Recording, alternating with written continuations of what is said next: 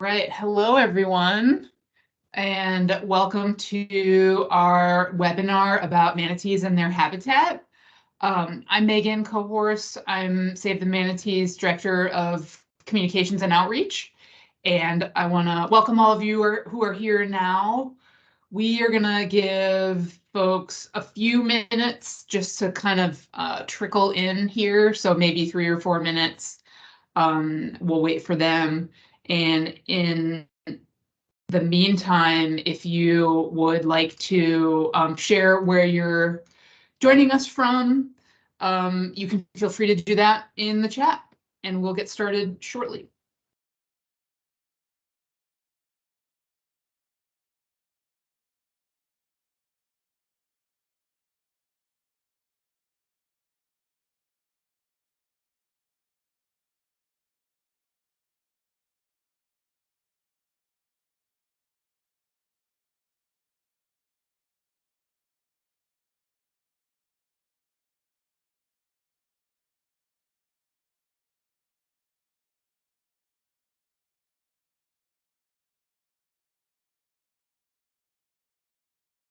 All right, for those of you who are just joining, welcome. We are going to give everybody just a few minutes to trickle in. We'll get started about 4 after, 5 after 6. So in the meantime, if you want to share where you are joining from in the chat, that would be great. And we'll get started shortly.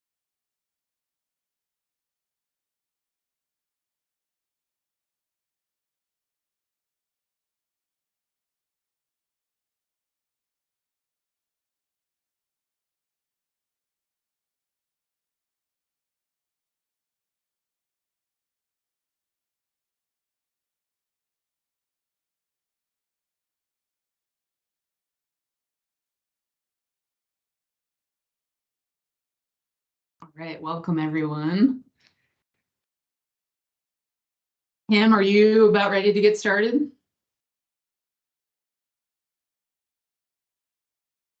You're on mute.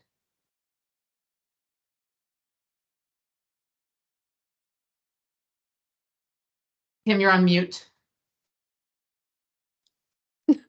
That's the first step in giving a presentation. Hi, everybody. Yes. Thanks for joining us tonight. My name is Kim Dinkins. I'm Save the Manatee Club's Senior Conservation Associate. We're going to be talking tonight about just manatee habitat, where they roam, and kind of some threats and situations that we have about manatee habitat. Just a little bit to begin with, though, about Save the Manatee Club. We are an award-winning 501c3 organization that was started in 1981 by Jimmy Buffett and Governor Bob Graham, who was governor at the time, also a former U.S. senator. Our mission is to protect manatees and their aquatic habitats for future generations, and we do this through public education, things like this. We fund research, rescue, and then rehabilitation and release in partnership with a number of organizations that are kind of under this umbrella of the Manatee Rescue and Rehabilitation Partnership. We advocate for strong protection measures for both manatees as a species and then again in their habitats, and we'll take legal action when it's appropriate. We also support efforts in the wider Caribbean, South America, and West Africa.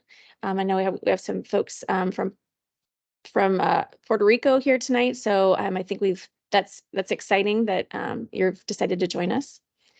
So Florida is the water state. Kim? Yes. Before we continue, can I do just a little bit of housekeeping stuff first? Oh, sure. Okay. So just so everybody knows, what we're gonna do is Kim will go through and give the presentation, and we are gonna, all of your cameras and audio are off just to make sure that there's no sort of errant audio or anything like that. But if you have questions as we go along, please feel free to put them in the chat. And what we'll do after the presentation is over, we will respond to your questions about the presentation or anything else you want to know generally about manatees. So feel free to comment, ask questions, anything you want to do there in the chat. All right, back to you, Kim. Sorry about that. So yeah, we're the water state. We have over 2.5 million acres of wetlands, lakes, and canals, 8,000 lakes, 17,000 rivers, 1,000 springs, and most of those are concentrated in the central portion of the state. So that's a really high concentration of springs. We have the most of anywhere in the United States, and some of the largest springs in the world. And then we have 1,300 miles of coastline, and that's second only to Alaska.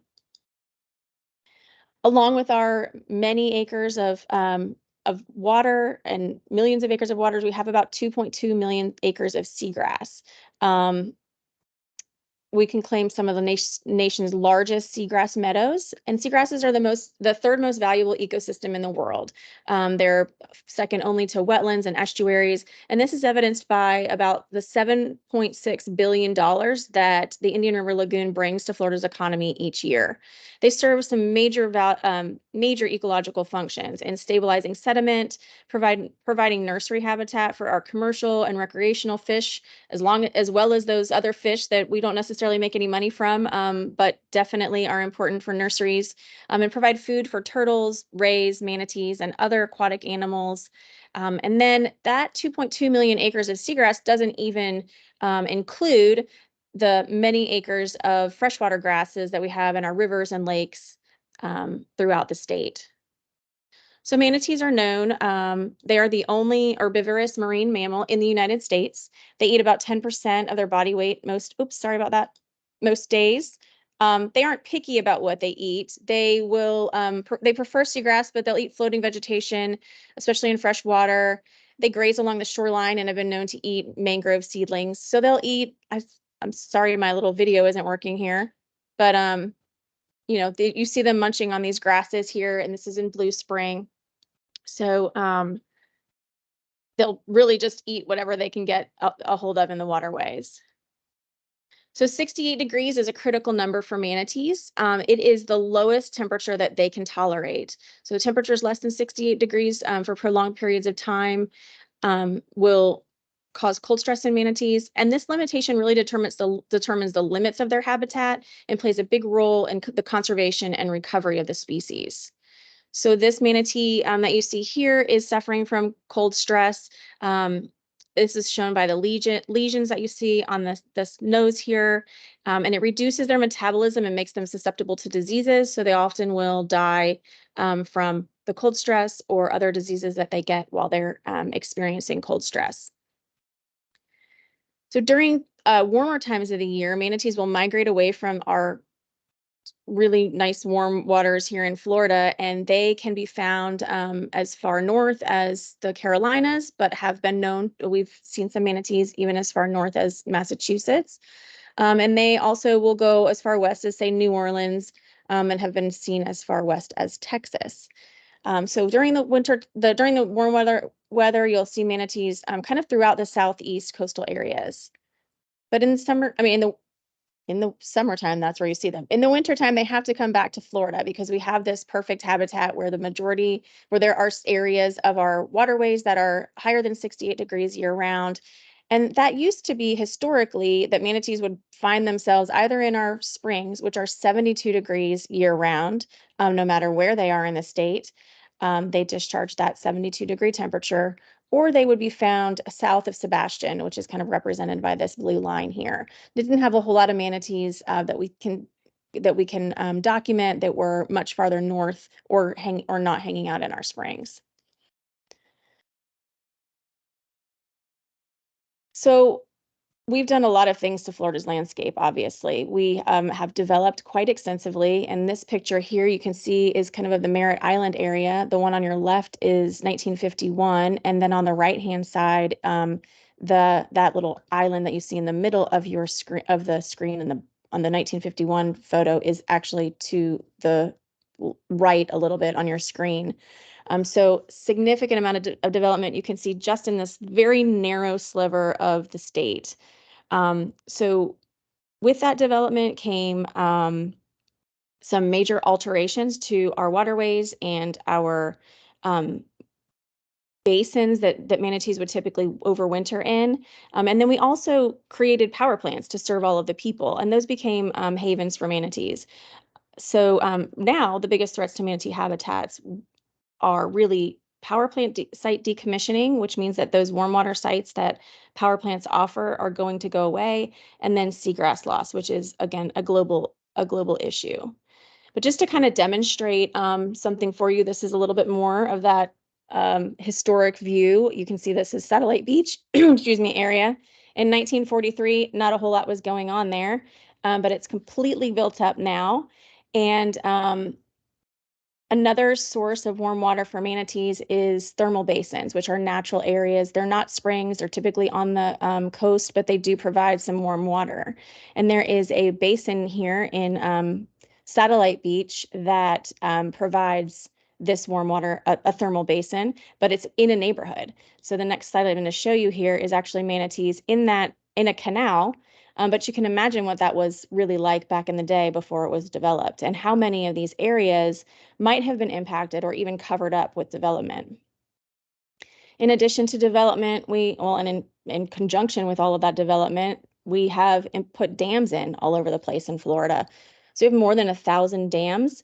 Coincidentally, we also have about that many springs. Not every spring is dammed, but it's just an interesting little factoid there. A lot of the dams were put in for flood control, some for recreation. A lot of the dams and water control structures in the southeast part of the state were for either development or irrigation for agricultural purposes. But then we have some dams in the state that don't serve any public purpose at all. And a lot of those are kind of concentrated in this north central Florida area, and were put in as part of a barge canal project that never came to fruition. And they're just sitting there. There's no access. A couple of rivers that are impacted by these types of dams are the Withlacoochee River on the west coast of central Florida, and then the St. Johns River in the northeast part of the state. So these dams can be problematic. Not only do they prevent access to certain areas for manatees, but they also can result in death to manatees. So the structures shown in red are known to have caused manatee deaths, and in 2022 we had the deadliest year on record for manatees at 22 animals. This year, manatees have been crushed at Rodman Dam, and a total of 8 have been killed in the St. Johns system by different water control structures there. This used to be a significant issue in the South Florida area, but in 2008, between 2008 and 2012, a lot of manatee protection devices were put onto those structures, and so the manatee deaths down in that southeast part of the state have really subsided, but they're picking up in other areas.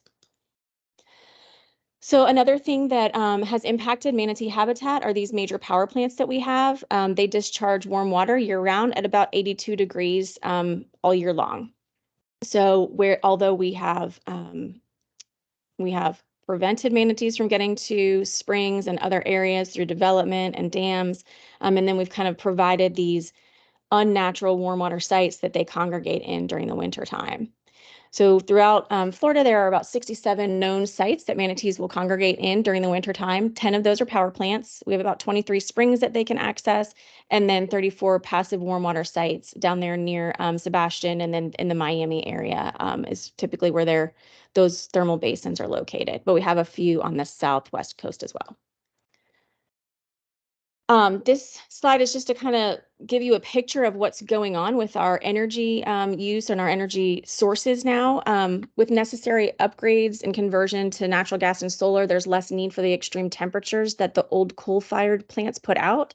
So as these plants come offline, manatees will need to find new places to go. Manatees have high site fidelity, so there's some concern that when these plants get shut off, they won't have had the time to train their young to go to different places. So it's a big concern, and a task force was created about 2 decades ago to start to work on this. And another report about some potential alternatives came out in 2021. And then just this year, agencies and organizations regrouped again to start planning regional projects to help offset the impacts of these these power plants going offline. In fact, about 64% of manatees rely on these power plants for warm water habitat in the wintertime. So this is probably the biggest long-term problem for manatees. But in conjunction with this, we know that Florida's seagrass is disappearing. This isn't a new thing. This isn't unique to Florida even. It is a global issue. But in Florida, we see the impacts of it so severely because there's so much of our coastline that's supposedly covered in seagrass. So areas of the Indian River Lagoon have lost about 90% in some places, and overall about a 65% decline in seagrass coverage. Areas of Biscayne Bay have lost about 80%. And then over the past decade, Tampa Bay has lost about 12%.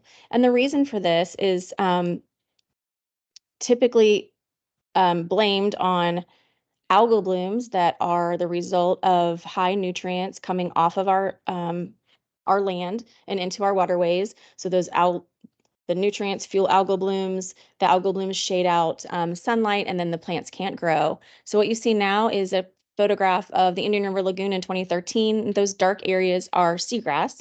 The 2020 photo on the right-hand side, you can see that just the very light areas that are basically sand and no more seagrass. So that's indicative of what's going on throughout the lagoon and then in other areas of Florida as well. The culmination of our warm water issue with the power plants and having so many animals rely on power plants, along with the lack of seagrass, kind of culminated in this huge unusual mortality event that began in 2020 and is still ongoing, although the impacts of it have not been as severe as they were in the 2020 to 2021 timeframe. So when manatees migrated to the Cape Canaveral power plant, there was not enough food there to sustain the population.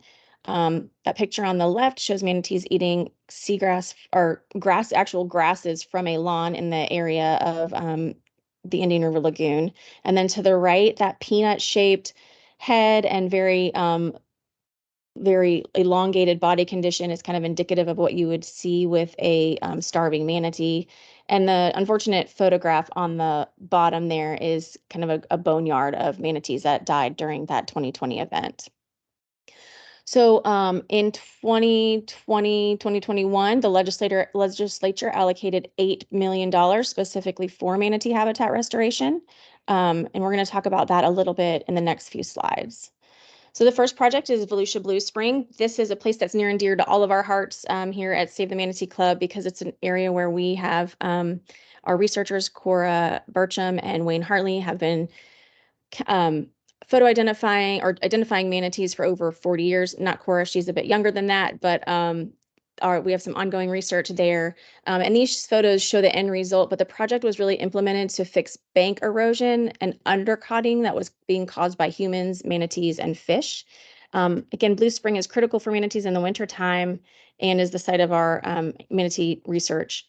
It's also a lot of where a lot of manatee releases occur when manatees have been rescued and then need to be released back into the wild. And we're looking forward to the next phase, which is going to include a proper ramp and release area. The partners on this project are the Florida Department of Environmental Protection, U.S. Fish and Wildlife Service, and Save the Manatee Club. Another project is hard clam restoration. It's aiming to plant out 8 million clams from a native broodstock. And they're going to couple that with seagrass mats at multiple locations throughout the Indian River Lagoon. So from the northern reaches in Volusia County down to about St. Lucie area. These are occurring mainly in old clam submerged leased lands because this used to be a big industry here in Florida, but when the water quality changed and clams could no longer be grown, there were these submerged land leases that were no longer being used. So the easiest way to get them back in there, or the easiest permittable way to do it, is to use those submerged lands again to try to restock these clams. These clams can filter out about 50 gallons of water each per day, which is really significant, although it's a lot of water when you think about the potential impact that those clams can have. So this is a project with the University of Florida, Florida Oceanographic Society, the Indian River Lagoon National Estuary Program, the Water Management District, DEP, Ducks Unlimited, Coastal Conservation Association, and another private organization called Addictive Fishing Television. So there's the overriding theme here is that there's a lot of partners working on habitat restoration for manatees throughout the state, and particularly in the Indian River Lagoon. Another project is Sampson Island. This has really kind of turned into a kind of a lab, a real world laboratory area. It's about a 10-acre site when you include the park. And researchers from Harbor Branch, UF, and others are working on projects in an effort to help develop the most robust and well-studied, predictable type or way to restore seagrass in the Indian River Lagoon. So there are people out there planting clams, planting seagrasses, and then coming to monitor. They actually have a volunteer program that you can look into if you're in that area for Satellite Beach and Sampson's Island. So they go out there and kind of keep an eye on what's going on. Another project is a living shoreline and oyster reefs in the Mosquito Lagoon, another project that's happening throughout the lagoon and actually has been going on since 2005. So the goal with this one is 30 oyster reefs, 5,000 linear feet of eroding shoreline being reconstructed with those living shorelines along the Canaveral National Seashore, 2,500 feet of shoreline where the conditions are favorable. And then it's about that ends up being about 1.25 acres, 0.13 acres of oyster reef, and a little bit over 1/10 of an acre of seagrasses. And again, this is the Canaveral National Seashore, National Park Service, and DEP. And then another interesting project is the Bonefish Cove project in Palm Beach County. It's a dredging project where they are taking out some old muck areas and building up attempting to build up some mangrove islands, which will be a great habitat enhancer. They're going to also do some oyster reefs and seagrass restoration there. So that's an exciting project. It is actually part of a much larger project that's tens of millions of dollars. And this is a Palm Beach County Army Corps of Engineers and Fish and Wildlife Commission project as well. Another really exciting thing is a seagrass nursery expansion. Both Florida Oceanographic Society and Harbor Branch Oceanographic Institute already had seagrass nurseries, but the effort here is to expand them in order to facilitate all of that seagrass restoration that's going on throughout the lagoon. So this is basically where you're going to be growing those plants to go back into the lagoon or other areas where it needs to be put into the wild. And then just I want to highlight that the restoration, these habitat projects are definitely a community-wide effort. This video that's playing on the left-hand side here is a really cool website that you can go to. It's hosted by Brevard County's Lagoon Loyal Save Our Indian River Lagoon program, and you can see all of the different projects that they're working on and that they have funded to try to improve water quality in the lagoon and then also do some restoration. So Indian River Lagoon, National Estuary Program, Brevard Zoo, Florida Oceanographic Society, Harbor Branch, the Marine Resources Council, the municipalities and state and federal agencies, along with organizations like ours that may not have specific projects, but try to supplement and help with funding for these types of projects and providing volunteers. It all takes a community. I mean, it's a really long shoreline, about 140 miles. So the Indian River Lagoon is a really big piece of Florida's East Coast. Another project that came from that money, or that was funded from that money partially, is the War Mineral Springs project. It's in Sarasota, and really it's intended to just enhance an area that we know that manatees are already going to. It's on the West Coast, not an East Coast project, but the idea is that it's fairly simple, and it does host about 100 manatees in winter. So this is a 6-acre project that I don't know that it's necessarily started yet, but it's going to include some sediment removal and stabilization of the creek bank in order to provide better passage for manatees. Another kind of community-wide effort on the West Coast is eelgrass restoration, which is eelgrass is a typically brackish or freshwater plant. And there have been major efforts in Crystal River, which experienced this significant seagrass loss, and Lingbia, which is an algae growing in the bay, horrible water quality, horrible water clarity, and just a really good success story with the water management districts and local residents coming together to replant eelgrass and really restore their system out there. So another project that isn't underway, but that the Save the Manatee Club supports as far as potential manatee habitat is the Oklawaha River Restoration Project. This is the Oklawaha River is the largest tributary to the St. Johns River, which flows from south in near Orlando, north to around Jacksonville. And there was a dam placed there for the cross-border barge canal that I mentioned before that doesn't serve any public purpose and also has a tendency to result in some manatee deaths once in a while. So the project would be to remove this. I don't know if you can see my cursor, but the natural flow of the Oklawaha River is south of where the barge canal is. The Rodman Reservoir would kind of shrink back down into that natural riverbank, and we would remove the lock and dam that prevent about 150 million gallons of flow to the St. Johns River every day from the Oklawaha. In this reservoir are about 20 springs that could be uncovered for manatee habitat and provide warm water refuge during the winter months.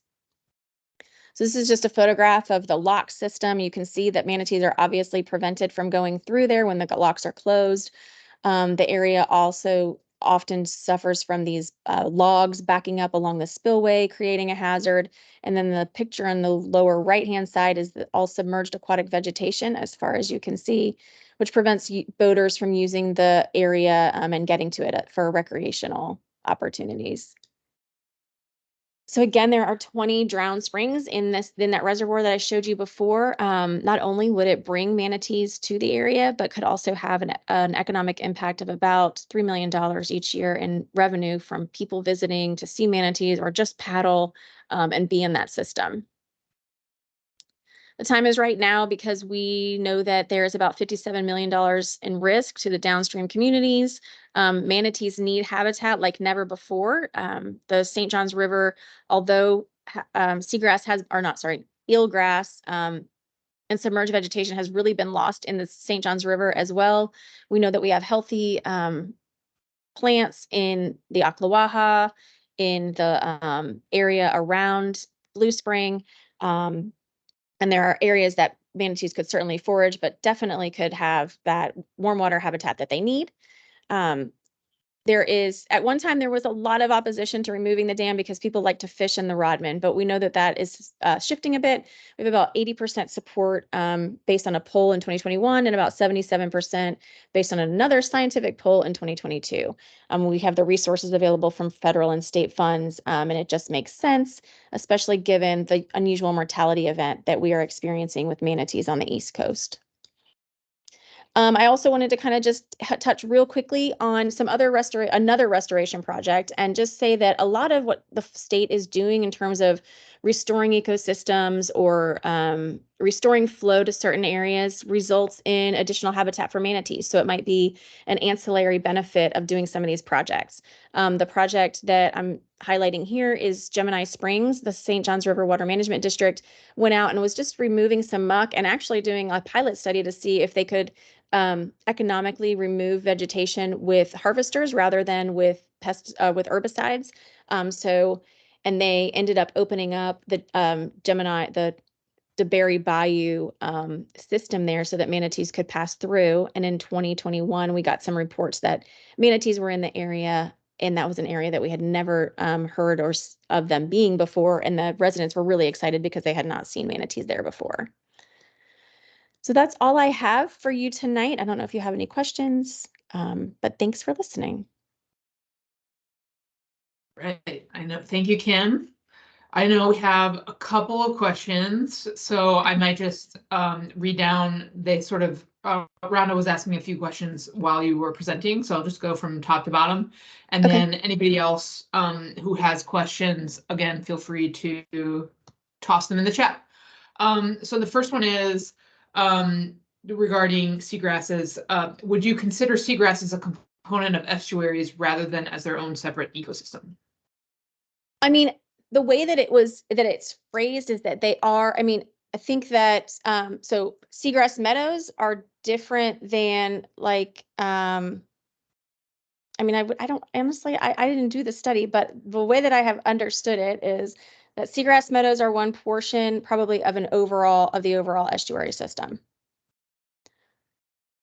And then her second question was in relation to what you were showing around the Holliver Canal in Satellite Beach and those sort of hidden warm water areas, or the lost ones. So she asked, are there ways to trace warm water channels underground by remote sensing?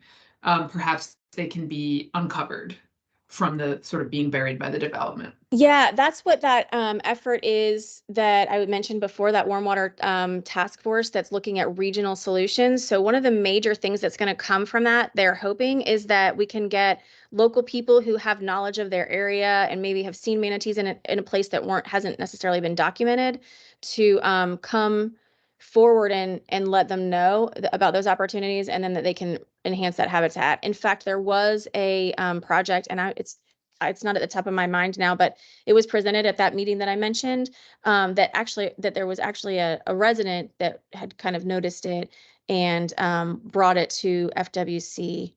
And so they just worked with the local government and local folks to get that restored, but it is providing manatee habitat too. So yeah, those are exactly the types of things that they're looking for in that process. Cool. Gina is wondering if you could please explain the legislation that was put in place long ago that was supposed to not allow power plants to stop offering warm water effluents. I believe it was part of Imperiled Species Management section and USFWS. Is that still in place? Oh, Gina, you're stumping me. I do know this, and I don't know. Thanks, Gina. So yeah, thanks, Gina. So that warm water effluent would have been covered under the Clean Water Act. It would have been considered a violation under the Clean Water Act, if not for the fact that it was providing habitat for manatees. So there was kind of this compromise language that came into play to allow them to discharge at those temperatures because they were providing that essential habitat for manatees. So that's not really answering your question, but those two things are related. Because otherwise it would have been considered a violation of the Clean Water Act. So now I have some more to learn. We all do, I think. Okay, so we have two more in the chat. So there was a publication the other day that septic is actually the main issue for the IRL, with about 80% of nitrogen and phosphorus as compared with fertilizers. Ratios too, I realize. I guess, what about agriculture? I guess the main question there is sort of what is the role of big ag in Florida in sort of adding to these harmful algal blooms that we're seeing. Yeah, and I think it's important to recognize that in the Indian River Lagoon, there's actually 3 water bodies along that whole 140-mile system. So in the upper area is Mosquito Lagoon, and you have the Banana River and the Indian River Lagoon.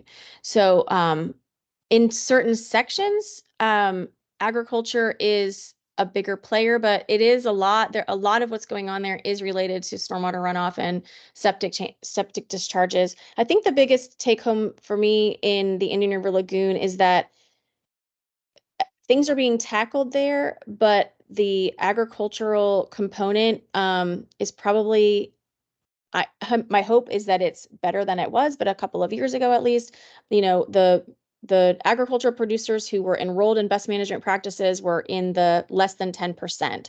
So there was just still a lot of work to be done there. But I think that you're right in that the majority of the impact is more urban fertilizer and stormwater runoff, but there obviously is still a agricultural component. I think I see this one, the Lake O releases of polluted water. Yep. Yeah, if you want to look at the last two, I'm not gonna. I think we could spend all day. I know that there are efforts underway to try to time those releases better. There's a lot of money, $500 million this year in appropriations to things like land conservation, but also I don't know the number on the Everglades, but it's huge. So finally, there's a lot of money being put toward it, and hopefully we'll get those storage areas that we need so that we can slow down the water and get it to flow more realistically east and west of Lake O. FPL's real zero. Okay. Yeah, FPL's real zero includes shutting down nukes. St. Lucie, I don't know. I didn't see it. I know that they were really focusing on natural gas and solar. I don't know what their plan is for nuclear power. Well, I think those are the questions. I don't know, Kim, if there's anything else you feel like we missed, or anybody wants to type in a real quick question in there for us. Oops. I saw some typing for a moment and then I didn't. Okay, there we go. Oh.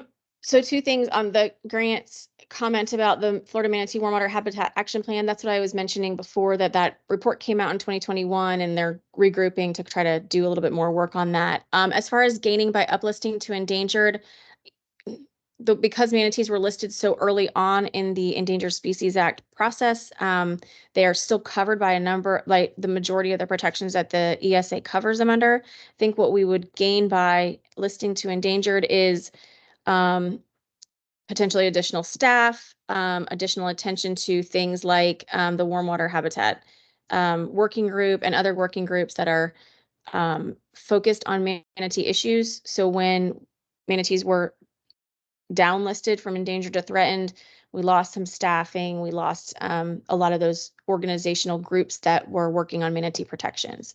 So really, it's not so much a regulatory improvement, but kind of an attention and resources. The manatee license plates, those go to the state of Florida. So that's Fish and Wildlife Commission. They use that for manatee rescue, rehabilitation, and release for the most part. But that money doesn't come to us, even though it's called Save the Manatee.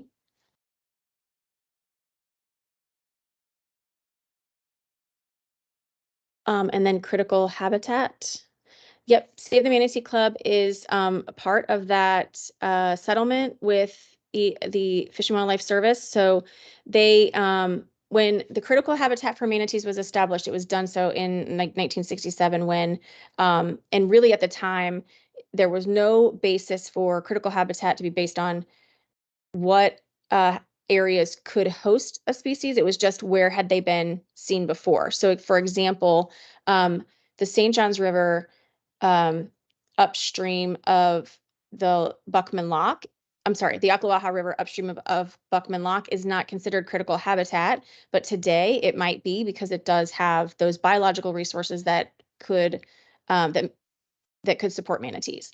So the critical habitat, they're looking at what other additional areas that could be listed under critical habitat for manatees.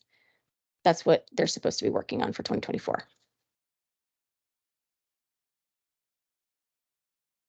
Hey, oh, we got one last one. I think this will be our last question here from, oh, there's two. We're gonna take two more questions. I think these last two, Kim, and then we'll go ahead and wrap it up.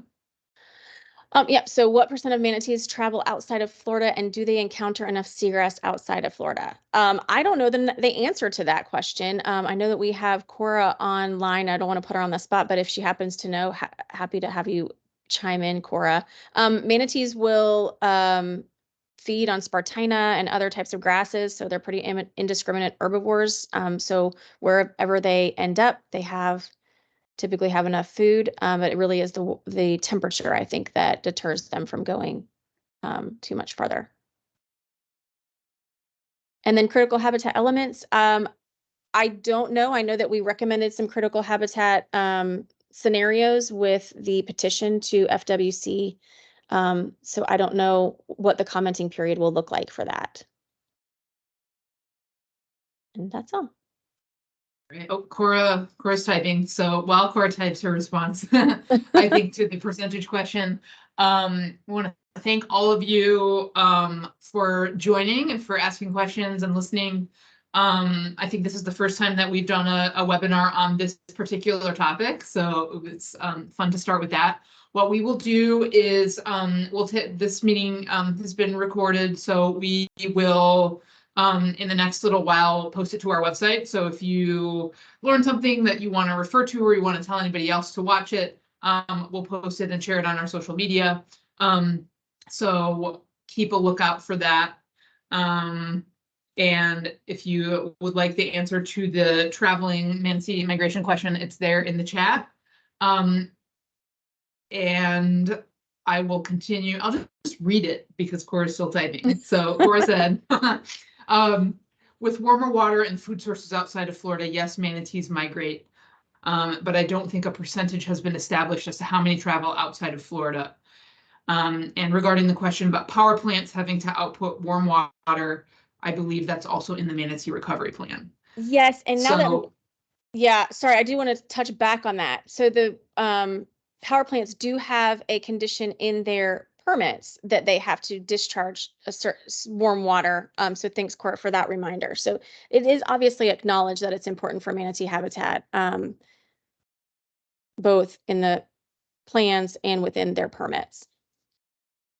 Excellent. All right. Well, thank you everyone so much for joining us. Stay tuned for more webinar topics. If you ever have any ideas for webinars that you'd like to see us give or any particular questions that you'd like answered, feel free to contact us on any of our social media platforms. We'd especially love for you to follow us on Instagram and send us a question on Instagram. You can also email us at education@savethemanatee.org with any questions or suggestions. So anything you want to know, please let us know. So thank you all so much, and we'll see you at the next one.